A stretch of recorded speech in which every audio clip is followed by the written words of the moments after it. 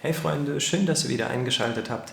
Ich bin's wieder, euer Valentin Kosenko. Im heutigen Video geht es um das Panasonic Leica 12 bis 60 mm f2.8 bis f4 und ja, ich habe mir das vor einiger Zeit bereits gekauft und konnte es ausführlich an der GH5 testen und muss sagen, dass ich echt begeistert bin. Also vorher hatte ich das 12 bis 35 mm f2.8 von Panasonic und das hat mir schon gut gefallen, aber ich glaube, dieses Objektiv hier ist vor allem zum Reisen noch mal ein Stück besser. Und weshalb das der Fall ist, erfahrt ihr im Video.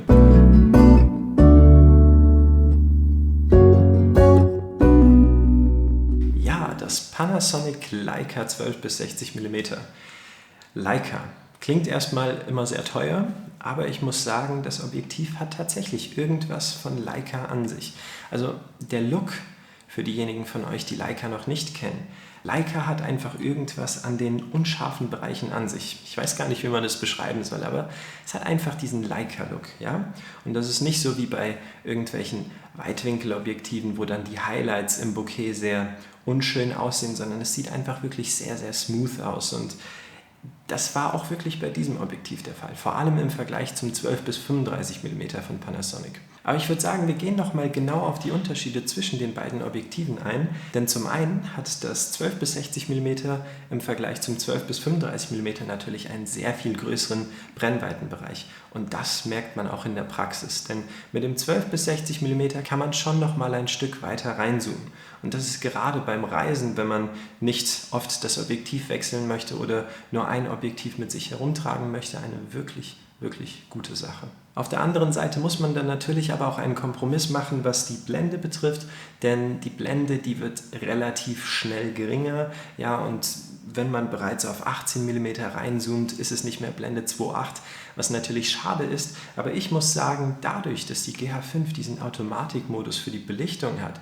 ist es in Videos für mich bisher nie ein Problem gewesen, denn bei meiner alten Kamera, und zwar der Canon 600D, da ist es schon aufgefallen, wenn ich reingezoomt habe, dass dann das gesamte Bild einfach dunkler geworden ist. Aber bei der GH5 stelle ich dann einfach auf Auto ISO, ja, stelle auf automatische Blendenzahl, sodass die Kamera die Blende ganz von alleine auswählt und wenn ich dann reinzoome, sieht man den Wechsel gar nicht. Klar, der ISO-Wert steigt ein bisschen an und das Bild rauscht dadurch ein wenig mehr, aber man sieht den Wechsel nicht so abrupt und deswegen ist das eigentlich ein guter Kompromiss, vor allem wenn es um Vlogging geht. Ja, denn beim Reisen kann ich mir schon vorstellen, dass die 12 bis 60 mm sehr viel sinnvoller sind als 12 bis 35 mm. Denn oftmals war es bei mir zumindest so, dass irgendetwas weiter weg war, was ich hätte gerne filmen wollen, aber mit den 35 mm hat es selbst mit dem Extended Teleconverter von der GH5 nicht wirklich viel gebracht. Und als ich die 60 mm hier ausprobiert habe, ist mir aufgefallen, dass das dann doch schon eine ganze Menge mehr ist. Ansonsten hat es auch Spritzwasser, Staubschutz und ist bis zu minus 10 Grad Celsius vor Frost geschützt, also selbst in härtesten Bedingungen funktioniert es noch. Es hat hier einen Autofokus-Switch und einen internen Stabilisator. Ja, also auch super, funktioniert mit Dual IS-2 von der GH5 und ich würde sogar sagen, auf dem gleichen Level wie das 12 bis 35 mm. Ansonsten hat es einen Nahfokussierbereich von 20 cm im Weitwinkelbereich und beim Reinzoomen sind es 24 cm.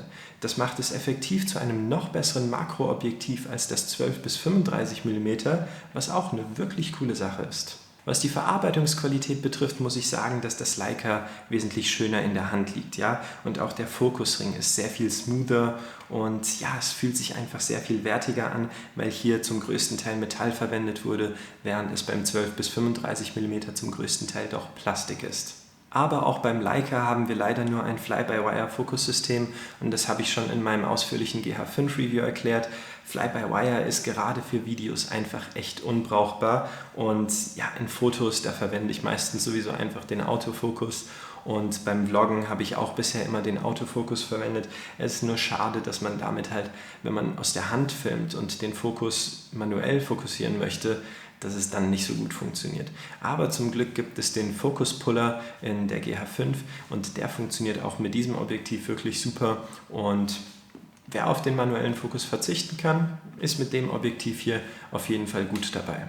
Beim Reinzoomen fährt das 12 bis 60 mm noch ein Stück weiter aus als das 12 bis 35 mm, aber das dürfte auch klar sein, weil die Brennweite hier natürlich größer ist. Insofern, ja, mich hat es nicht gestört, aber vielleicht solltet ihr das auch noch wissen. Ja, und was gibt es sonst noch zu sagen? Also insgesamt muss ich wirklich zugeben, dass ich erst nicht so begeistert war, dass es nur eine Blende von 4 hat, gerade wenn man reinzoomt. Ja, und dadurch, dass die Blende schon relativ schnell abfällt, also schon bei 18 mm ist es 3,2 oder sowas und bei 25 mm schon 3,5.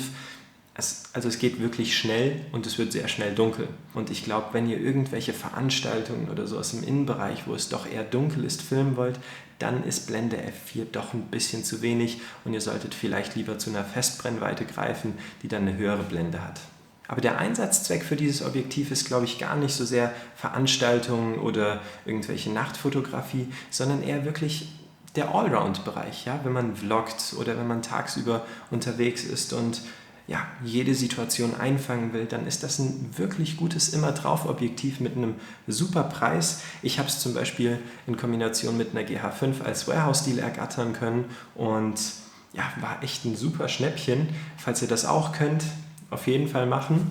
Hat sich sehr gelohnt. Ich würde sagen, wenn man auf die Blende verzichten kann und mehr Brennweite braucht, ist es auf jeden Fall besser als das 12 bis 35 mm. Vor allem auch einfach, weil es diesen Leica-Look hat und ja, das hat einfach irgendwie etwas Magisches an sich. Es lässt sich gar nicht so richtig beschreiben, aber ich habe das Objektiv hier wirklich lieben gelernt.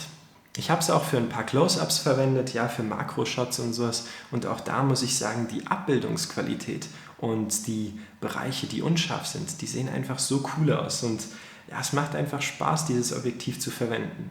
Ansonsten möchte ich noch sagen, dass das Ganze hier mit einer sehr, sehr schönen Gegenlichtblende kommt und die hat den Vorteil, dass die hier so einen kleinen Schalter hat, ja, sodass sie nicht von alleine runtergeht und die fühlt sich auch sehr viel hochwertiger an als beim 12 bis 35 mm, denn die ist nur aus Plastik und ja, wenn man nicht aufpasst, kann man die sehr leicht abdrehen, aber das hier geht wirklich gar nicht und sitzt super fest, also auch nochmal ein Riesenplus, was die Sonnenlichtblende betrifft. Und das war es auch schon mit diesem Video. Das 12 bis 60 mm ist wirklich eine super, super Sache für diejenigen von euch, die viel unterwegs sind, viel reisen und da ein Immer-Drauf-Objektiv brauchen, das nur wenige Kompromisse macht und ja, allen Umwelteinflüssen gewachsen ist. Aber wie seht ihr das? Findet ihr, dass die 60 mm sinnvoller sind oder bleibt ihr eher bei der festen Blende von 2,8? Schreibt es mir gerne mal in die Kommentare. Ansonsten hoffe ich, dass das Video hilfreich für euch war. Freue mich über einen Daumen nach oben und einen Kommentar. Gerne auch, was ihr in der Zukunft so für Videos sehen wollt. Ich habe momentan sehr, sehr viel in der Pipeline, aber kann mich noch nicht so richtig entscheiden, was ich machen möchte. Und ja, so viel zu diesem Video. Danke nochmal fürs Zusehen und bis zum nächsten Mal.